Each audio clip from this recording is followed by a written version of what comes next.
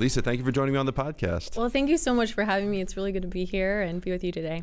So you've got an interesting story. There's a number of different pieces that I want to go through, but the one that people most publicly know is that you're Mrs. Virginia. So let's talk a little bit about that and kind of start there. How did you get into doing work with pageants, and how old were you when you started?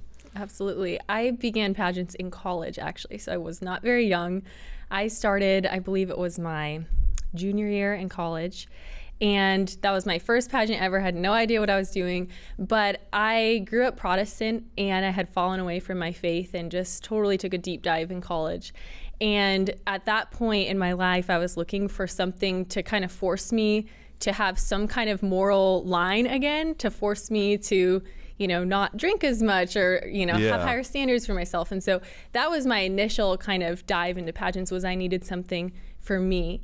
And that's where it all started. And I have done a total of 5 pageants now, non-consecutively. Yeah. And I did 3 Miss pageants. And 2 were in college and 1 was after college, right before I got married. Mm-hmm. And then I did 2 Mrs. pageants. 1 was last year at Mrs. Virginia. I competed and I placed in the top 10. And I decided, you know what, I'm going to come back and I'm going to do it again this year. I knew that God had just placed this dream on my heart to have this amazing platform as Mrs. Virginia. And so I just kept pursuing it. I didn't know exactly what would happen or when it would happen.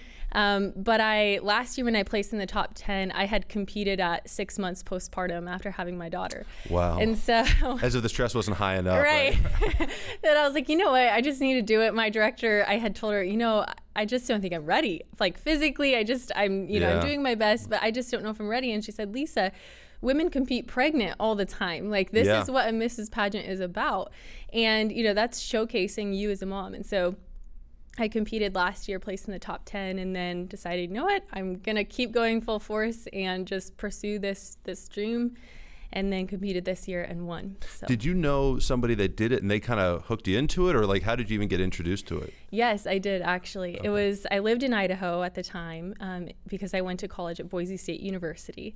And one of my friends from high school reached out to me and said, Lisa, I think you should compete at Miss Idaho.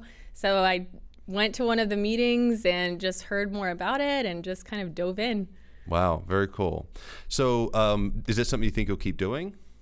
I think so. I'm not sure what is in store for me after this year. Yeah. So I'm Mrs. Virginia for a year and I compete at Mrs. America this August. Oh, wow. So if I win Mrs. America, if that's in God's plan, then I'll be Mrs. America for a year from that. That's great. And then I'll compete at Mrs. World if I become Mrs. America. So wow. That is kind of the trail down there. But if I don't become Mrs. America, I'm still Mrs. Virginia for the rest of the year. And so really excited just to see what God has in store for the rest of this. You mentioned a minute ago that you grew up Protestant. When did your conversion take place? How did that all work? My conversion took place, it began in college, about the same time of me getting involved in pageants, actually. Okay. So during my preparation period, I was still kind of looking for more, right? Because really God's the only one who can fulfill us no matter what. Right. And so I was still striving for more, and it was like, okay, God, I want you back in my life. I want to be a better person. But I don't know how, and I don't know how to do that on my own. And then, what do you know? God just put these girls in my life who happened to be Catholic. I didn't know they were at the time, but they, one was in one of my classes and she said, Lisa, I want to start a pro-life club at our college. Can you help me? And I was like, no, I really don't have time for that. I was studying pre-med. I was working a couple jobs. I really didn't have time. And she kept pursuing me and just kept bothering me. And she's like, you don't have to be that active. Let's just start this thing. And I believed that abortion was wrong, but that was the extent of my beliefs. Right. And just before meeting these girls, a few months before actually, I found myself driving to a Planned Parenthood to get the day after pill. And being a woman who grew up in church and grew up believing abortion was wrong, but in this lifestyle that led me to that point. And that was that point where I was like, who am I? I mean, who have I become? And so once I was just like, okay, God, whatever you want from my life, however you're going to come and restore what is going on here. And so the pageant really helped me kind of get back into, taking care of myself and not just giving myself away to whoever. And then beyond that, I met these girls and we decided, all right, we'll start this club. And, you know, Students for Life of America had a regional coordinator who came and gave us an apologetics training. And I just remember sitting there just taking notes and notes and notes, like, wow, this is a really big issue. I didn't realize how many millions of lives have been taken every year because of abortion. And so it really became real to me. So I said, all right, I'll help you guys start this thing, but I'm just going to be like the treasurer or secretary. Like, I'm just going to be really inactive. In the background, right, yeah. Well, next thing I know, we go and submit the paperwork at our school, and to be president of the club, you have to be a full-time student. Well, guess who was the only full-time student out of the three of us? It was me. So next thing I know, I'm president and leading this thing, having no idea what it means to be a leader, or, you know, and so God just kind of like put this in my lap. This is a quintessential God story. Right. You want to just like float in the background and not be noticed, and then you're the president 5 minutes later. Yes, yeah. So that forced me to just, you know, start understanding, you know, being pro-life, and it's like, all right, I understand why abortion is wrong. And then that led into, well, contraception might be wrong. And then this whole like following down that path and starting to recognize all these values that I really had lost in my life. And once that started to happen, I started asking these two girls, which I found out they were Catholic, because a couple of our meetings were at the Catholic Newman Center on campus. And I was like, okay, I guess these girls are Catholic. I don't know. So then I started asking them questions about what they believed and just seeing their faith in action. And I had tried going back to the Protestant churches I grew up in, and it just felt like to me something was missing. And recognizing especially how important pro-life was to me at that point, I got really tired of going to the churches and asking, hey, can we announce this event we're going to do at our campus? And, you know, we'd love people to be involved in the pro-life efforts, and they didn't want to touch it with a 10-foot pole. Wow. And so then going to the Catholic churches, yeah, you can speak at Mass, you know, you can share what's going on. And that picture, that testimony to me was huge. And, you know, just seeing these two girls I started the club with be so authentic in their faith, standing up for their beliefs about life, unafraid of what people thought of them or cared. And they just wanted to make a difference and help save lives. And so that spoke to me. So I just kept asking them questions, you know, why do you believe this and why do you believe that? Because I grew up believing that Catholics weren't Christians. Right. And I had all the, you know, normal hesitations of non-Catholics. And they answered everything for me, or they'd say, Lisa, I don't know exactly how to answer that, but I'll find out. And so they would come back with the answers. And finally, they kind of probably got so sick of me asking them questions all the time that one of them just said, Lisa, there's this thing called RCIA. You should go. You can ask all your questions. You don't have to become, of them. Yeah, like you don't have to become Catholic, I promise. And I was about to graduate at that point. And I was taking a job with Students for Life. And so I moved up to Seattle. Wow. And I found the RCIA group at the Newman Center at University of Washington and started there. And, you know, that really things started falling into place. And at that point, I was full throttle pro-life, you know, movement, because I was working for Students for Life. I was training students to do what I had done. So it just really came full circle. And so that's kind of where my journey really came into fruition. And then halfway through, I moved back to Idaho and was still working for Students for Life in the Northwest, but moved back and finished RCIA there and became Catholic in 2014. So as you've done these pageants, usually you have some sort of like platform where you're talking about certain values and things that mean a lot to you. What are some of the things you've kind of incorporated into that work? Absolutely. Well, when I was a student, when I was running in the MISS division in Idaho, my platform was the Pregnant on Campus initiative, which is an initiative that Students for Life runs. And it's basically to provide tangible support to pregnant and parenting students on campus. So providing those tangible things like diaper changing tables in all the bathrooms, or diaper drives, or babysitting for students who have kids. And so all those different areas that are just such a need. And so that's what I initially incorporated. And then now as a Mrs. and just really reflecting on my story and how I can make an impact here in Virginia, especially when I was young, when I was actually 8 years old, I was suddenly unable to walk. And doctors were puzzled. They couldn't figure it out. And after months and months of tests, they told me, Lisa, I don't think you'll ever be able to walk again. And they couldn't figure it out. They had no idea what, you know, it's just we have no idea what caused this. We have no idea if you'll ever walk again. And it was so hopeless as a child, not ever knowing if I'd have a normal childhood or what things would look like being in a wheelchair the rest of my life. And looking on that and how my family, was a huge part of that. And just feeling so hopeless, not being able to do PE or any of that. Well, a few months into this whole thing, after just hearing you may never be able to walk again, I had a doctor appointment one day, and the day before, my godmother had flown out, and she said, "Can I pray for you?" And she prayed for me. And I just remember it being such a powerful prayer. And I don't remember what she said or anything. I just remember you could just feel God moving. And the next day I woke up and I'm like, I feel like I feel better. I don't know exactly what this means. And I was able to walk, and I'm like, "Mom, what does this mean? Am I going to not be able to walk again? Is this temporary? I mean, what's going on?" So we went to the doctor appointment where they were going to send me home with a stay-at-home nurse and an IV. And he said, "I can't explain it. I can't explain why you couldn't walk.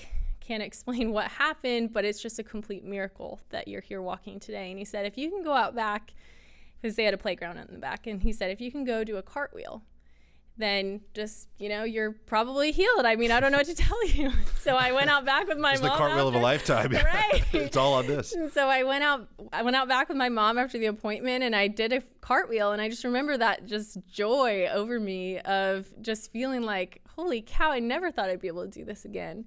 Wow. And so that miracle in my life, I mean, it always has played in some way to anytime I tried running track in high school, or I ran the Marine Corps marathon, anything like that. I'm just so grateful that I have that ability. But so that day, really just reflecting on that, I decided to start an initiative last year called Cartwheel to Hope because of that. So what I focus on as Mrs. Virginia is helping to build support for families who are facing a life-altering diagnosis or disability. Wow. And so that's really just been where my heart has been, in just helping families and mothers, because I've been that family member even recently in a hospital for a week at a time, just at the mercy of family and friends to bring you meals or whatever it may be. So I just know how important it is to have that support system. What a beautiful witness. That's really remarkable. How did those health issues as a kid, how did that impact your relationship with your parents? Do you have brothers and sisters? Or? I do. I'm the youngest of 6. Okay. And it really impacted my relationship with my mom because she was a stay-at-home mom. So I was with her a lot more. She would take me to all the appointments and everything. And my dad worked multiple jobs at a time to provide for us. And so he was gone a lot. And so this was a time to really get close with my mom. Yeah. And my siblings didn't quite understand everything that was going on. My oldest brother is 10 years older than me, so he did, obviously. But it really just, anytime we face a trial in our lives growing up in our family, because we face a lot of trials, but it always brought us closer together as a family. And so that was just another opportunity for God to just work in that way for us, that no matter what was going to happen, he was still in control and it would all work out. Your mother had 6 kids in 10 years? Yes. That's all I heard. Yeah. Well, actually. I'm only kidding. But that is really, what a saint. Now, actually kind of staying on that topic of your mom, you had a couple of really devastating experiences just prior to competing, which is part of the story where I said we have to interview you for the pod, because I think it's really important for people to hear this witness. So just kind of take us through those months leading up to it and everything that happened there. Absolutely. So it really began, like I told you, last year I had competed. I placed in the top 10, and I had decided I'm going to compete next year. So my, competition mode of prepping really didn't stop. But it was a very different preparation for me this time around. So different than it had ever been before. And I can't 100% put it into words how it was different. But one of the main ways was my parents live in California. And my mom had been facing breast cancer for the last 2 years. And she went through rounds of chemo and radiation and had surgery and everything.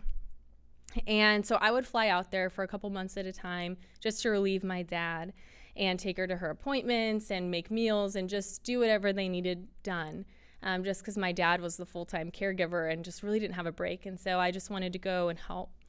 And so I was kind of frustrated because every time I would go, it would take me away from working out. It would take me away from eating healthier. It kind of took away from my preparation. So it was hard because it was like, well, I want to prep for this pageant, but I also don't know how much time I have with my mom. And so it was like, I really want to be here with her as much as I can.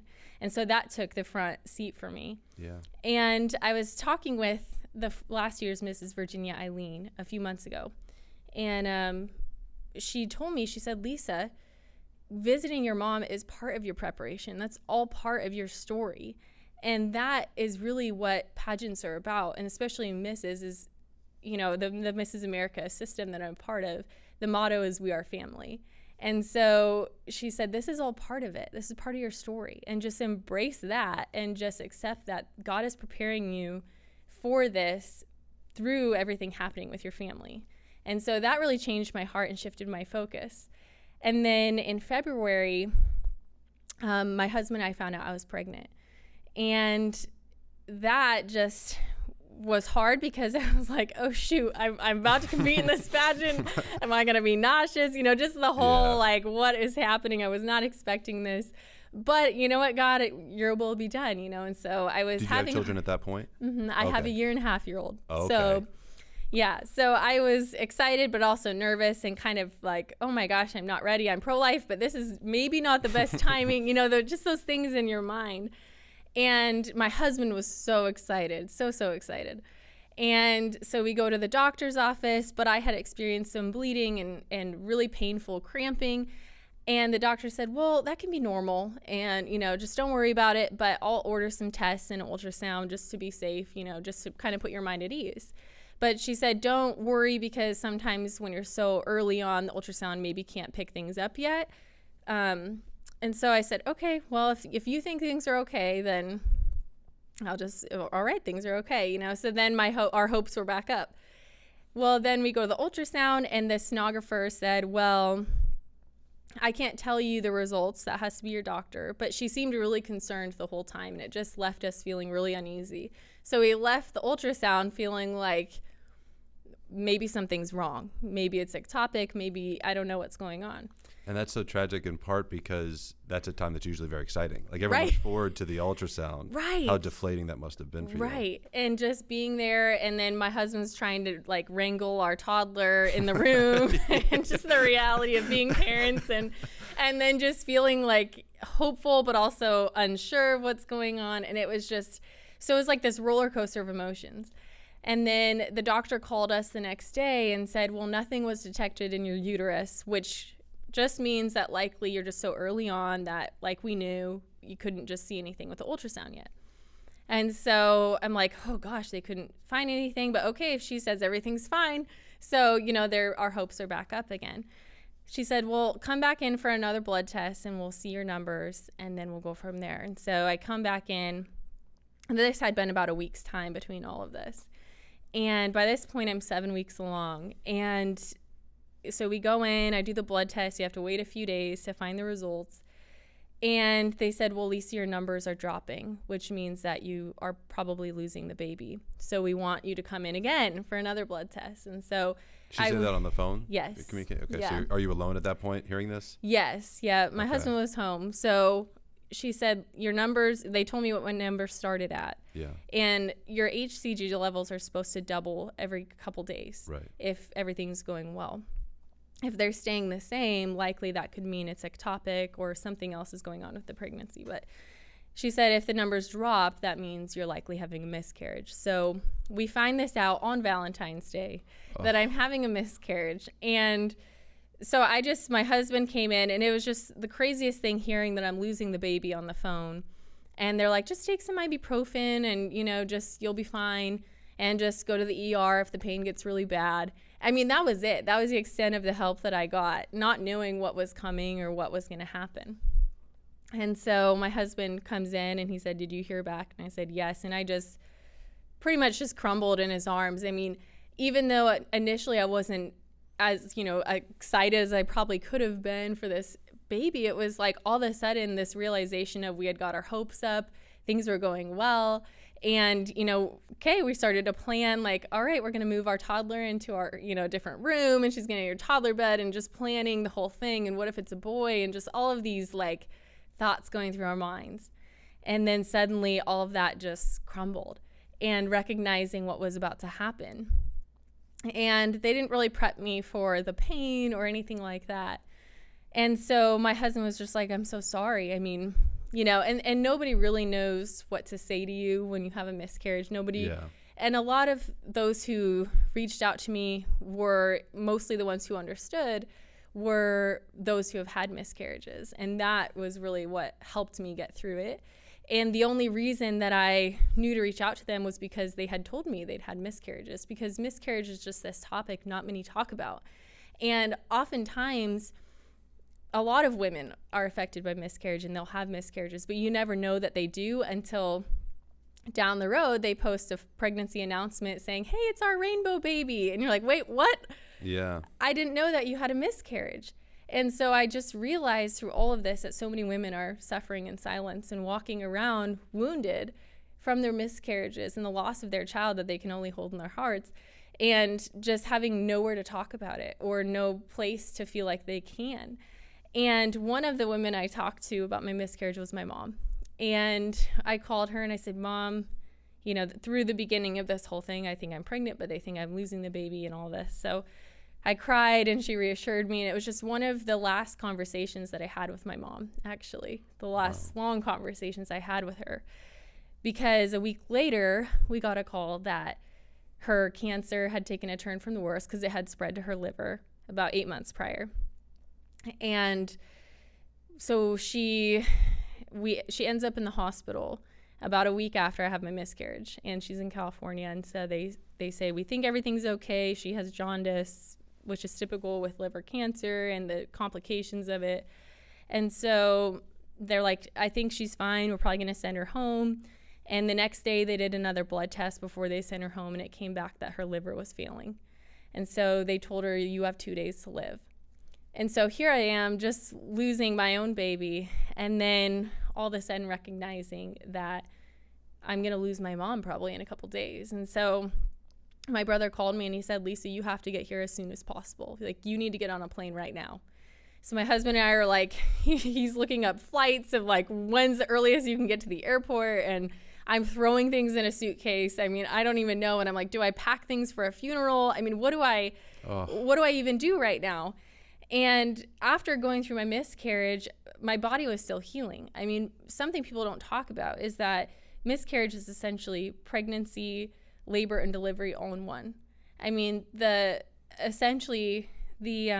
contractions that you have and the pain that came with it, especially when you're at home on your own, I mean, not knowing what's coming.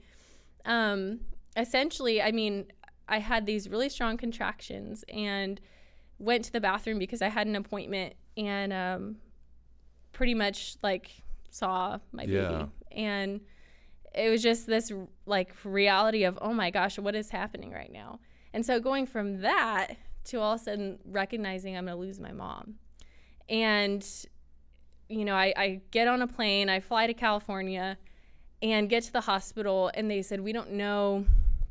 She's going to go into a coma. We don't know when, but get here as soon as possible. And I have, I'm the youngest of 6, and only 2 of my siblings live in California. 2 of my brothers are in the Army. And so they had to get special passes and approval to get there. One of my other brothers in Idaho got there as soon as he could. And so we all fly in and we get there. And I get there and I'm like, Mom, I'm here, and she couldn't open her eyes. She could listen. And she could respond if you really roused her. But she was really starting to go. And I got there late at night, like 10:30. And, all night we stayed with her. And all of a sudden my brothers get there and all of us are sitting around her bedside. And that was the first time we'd been together as a family for a long time. And so it was just this recognition that this is the end. I mean, this is it. I mean, we're going to lose our mom. And we had thought we had another year at least. I mean, we thought, she was about to start chemo in 2 weeks. She was like ready for her next round. And next thing we know, she's, only with a few days or hours left, we didn't know. And so, the next day we all said our goodbyes, and I stayed with her through Wednesday when she passed. I didn't leave the hospital except for once to go get some toothpaste and a toothbrush because of things I forgot. So that's why I think it's really important just to provide those resources for families. But so I was by my mom's side holding her hand the whole time. And we tried to take shifts, and they're like, Lisa, you really need to go get some sleep. And I'm like, I'm not leaving because I don't want her to go when I'm gone, And so I talked to her and everything. And then after we all said our goodbyes on Monday, she went into a coma that night and was in a coma through Wednesday. And the last thing that she said to me was, I love you too. And so I'll always hold on to that. But the day that she passed away, and I want to share this because it was just so powerful. I mean, my mom was a stay-at-home mom, and she dedicated her entire life to us kids. Family was her mission field for her. And I mean, she never traveled the world. She never did all these things that sometimes we think we need to do in life. But for her mission field, she was a missionary to us kids. And she was never that mom that was like, oh, let's plan your birthday party or let's go shopping. She was the mom that was like scolding you if you stayed out too late, because like she wasn't sure what you were doing, or she was concerned for getting us to heaven. Yeah. And that always spoke to me. That was always such a testimony of her life. And the day that she passed, we had turned on some worship music, and it was actually Ash Wednesday when she passed. And we turned on worship music in her room, and we're all sitting by her bed, and I'm just holding her hand all day, and we're talking to her. And all of a sudden, out of the blue, I mean, it was a sunny day, nothing crazy outside. And just about 5 minutes before she passed, this huge storm came in. I mean, there was just like hail outside, and it was the craziest thing. And then once she passed away, it continued storming for a couple minutes, and then it was done. And we looked outside because it was just it was like one of those storms where you're like, do we need to get away from a window? I mean, it was, It was scary. But we looked outside, and there was hail, like big, like golf ball size hail out on the ground outside. And it had caused a lot of flooding in the area, I guess. But when we left the hospital that day, after she passed and after we, got her things and everything, the hail and everything on the ground was just right outside, like her window. It was just the craziest thing. And it was just like, God's like, this is her time. Like she was such just a beautiful and holy woman. But it was just amazing to see like heaven being like, yeah, we're taking you now. Like, this is your time. And it was the whole time leading up in the hospital, talking to my mom, and just she was there, but she wasn't responding. And once she passed away, I remember just looking at her and just thinking, like, that's not my mom anymore. Like, I couldn't say anything to her because that wasn't her. Like, she was gone. And my dad talked about how when Jesus had risen from the dead and they had come to the tomb and they said, he's not here, like, for he has risen. Right. And like, why do you come here to look for him? Because he's not here. And he talked about that right after she left. He quoted the verses, and it was so true. It was like her soul was gone. I mean, that was not our mom anymore. And it was just, it was really heartbreaking for all of us. And we just sat by her bedside for a long time, just crying and just being there. But then everything that came after, making the funeral preparations and having to pick out what clothes to bury her in, and, figuring out what we're going to say at the funeral and the memorial service and everything. It was just a lot at once. And so we had the funeral on a few days later, and then on Sunday we had her celebration of life service. And my brother is a pastor at a Calvary Chapel non-denominational church there. And so they live streamed the funeral, or the celebration of life service. So a lot of people who didn't really know my mom watched it from home or from, around the country. And they messaged me after and they said, Lisa, I didn't really know your mom very well, but hearing about her life and hearing about who she was as a mom really makes me want to be a better mom.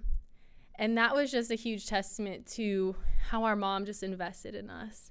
And so that just really, to me, was like, my main vocation is to my family. Yeah. And it is to being a mom outside of my faith, right? And integrating those together.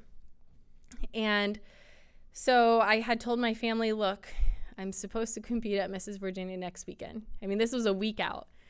And I said, Dad. It was a week before? A week before I competed. That's crazy. Yeah. So a week before I competed at Mrs. Virginia, we had her funeral, her celebration of life, everything.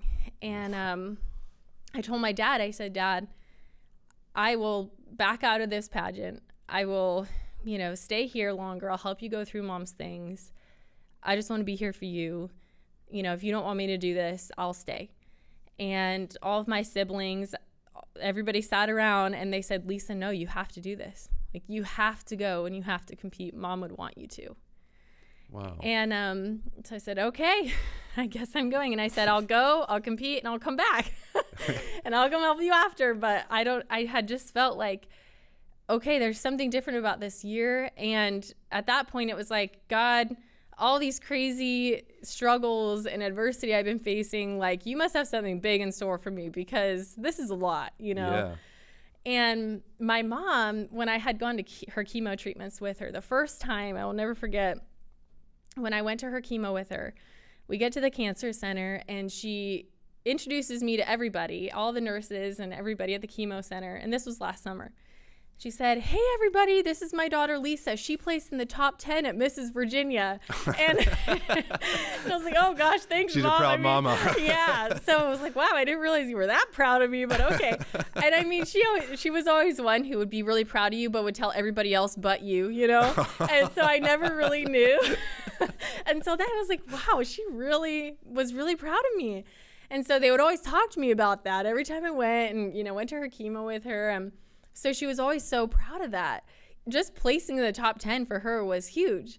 And so they said, no, Lisa, you've got to compete this year. Like, you've got to. Mm-hmm. Like, Mom would want you to, no matter what the outcome is, you've got to do it.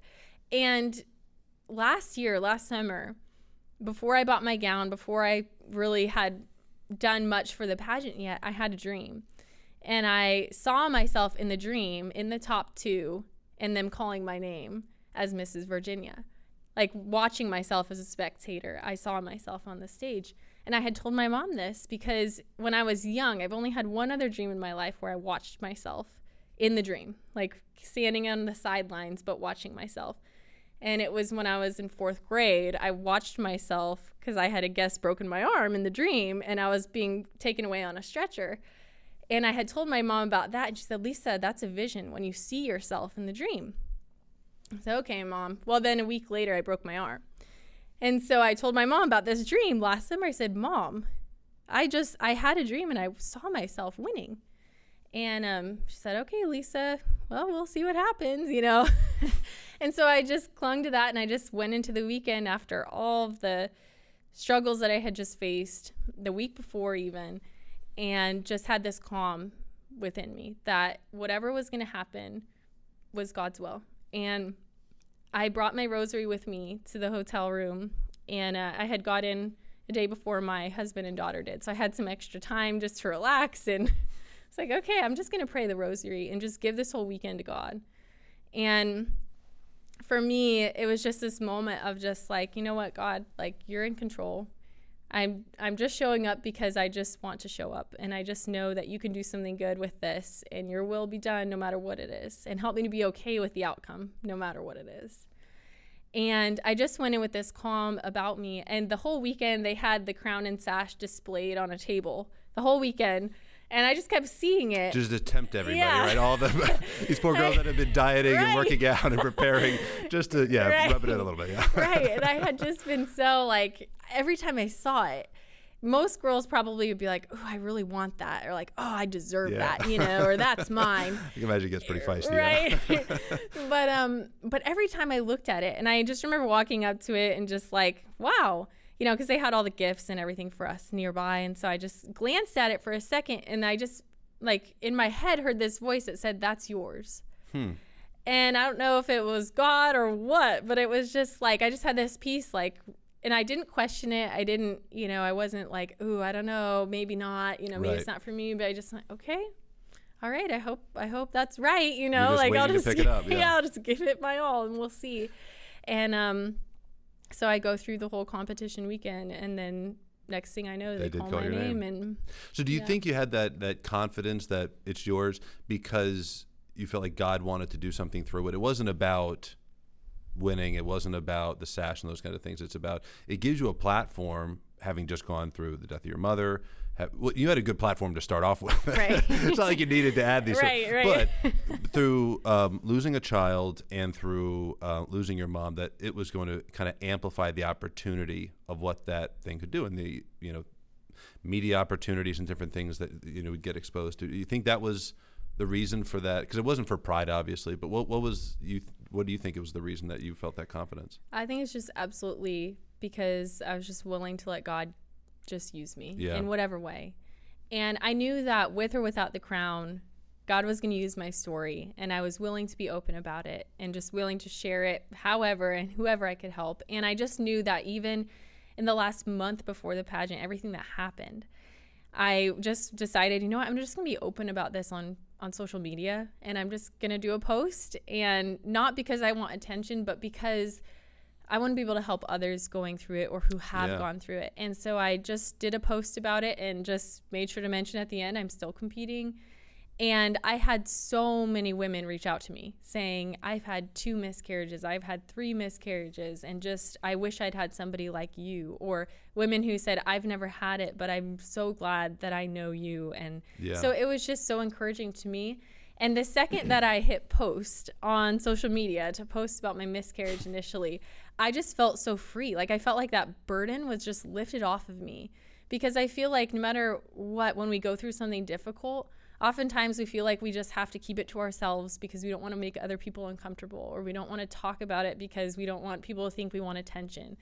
And so I just felt like, like God doesn't want us to hide. Like things happen to us. And as Christians, as Catholics, like our goal in life is not to like cave in when things get hard, right? Like God brings us like we are brought to our knees when things happen that are difficult, because God's going to use it in some big way. And we don't understand it maybe at the moment, but if we're willing to be open and share our journeys and share just the heart of what God's showing us through it, then that's the best we can hope. And so for me, after just seeing the impact I had through my story before the pageant, it was like, I know my story's already impacting other people. Like I don't need the crown, but I just know God can use this platform for so much more. So what, not every woman that has, that loses a child the way you did, maybe has that same experience. So if there's someone listening, there probably is someone listening who's gone through that, and they are feeling alone maybe, or they're feeling whatever the emotions might be. What would be your message to them? So if they're listening, like, what would you say to that woman? Just that you don't have to be alone. You don't have to suffer in silence. You don't have to feel like you're the only one who's going through this. There are so many women who have had miscarriages and will, unfortunately. But just to cling to God, cling to your faith, and come to God in prayer, pray the rosary, and really dedicate your life to understanding that whatever is happening to you is not about you. And when you're in the middle of it, when you're really in the depths of what's going on with a miscarriage, it's painful physically, emotionally. You don't feel like you're ever going to get out of it, but you will. And once you do, and you're on the other side of it, make sure that you use it for God's glory. Make sure that you take that suffering and that pain you've been through and give it to God. That's the best that we can do. That's the most we can do. Yeah. My other question is this. I've talked to guys whose wives have gone through it, had a miscarriage, and they're often left not knowing what to do. They're going through their own grief. It's different, but they're suffering too through it. What do you recommend for them to support their wives as they go through the miscarriage? Just to be there, just to be a shoulder to cry on, just to cry with them. Like it's okay to show your feelings in that, because it's something you go through together. Yeah. Even though the mom is the one who carries the child, there is still that connection with the father. So all I can do is just recommend that you just be there. And that's what my husband was. even now he's like, how are you doing? Yeah. Are you okay? And I think just recognizing that the pain of miscarriage can go on for years. It's not something that, Right. you know, it happens a week or two later, you're over it and you're fine. But recognize that even though your wife may be acting normal and acting strong on the outside, that she may feel weak on the inside, even because of the miscarriage years later. So Right. just recognize that and just be there to just listen and just support her through it. But also recognize that as a husband, you also have those feelings and emotions, and maybe try and find and connect with others who have been there too. I think that's really important. Absolutely. I am so grateful that you have shared this story with us. I mean, it's really remarkable. And I was going through your biography. I was like, I don't know how to keep this under 2 hours, but I think we've done that. But I'm grateful for your time. How can people learn more about you and kind of keep up with you? Absolutely. The biggest way is probably through social media. Okay. So on Instagram, my handle is at Mrs. Virginia 2019. So that's a really easy way. And I also recently started a blog called The God-Centered Woman. So I discuss all of these topics that are facing women today and how we can, at the center of it, be more God-centered. So the link to my blog is on my Instagram as well. It's probably the easiest way.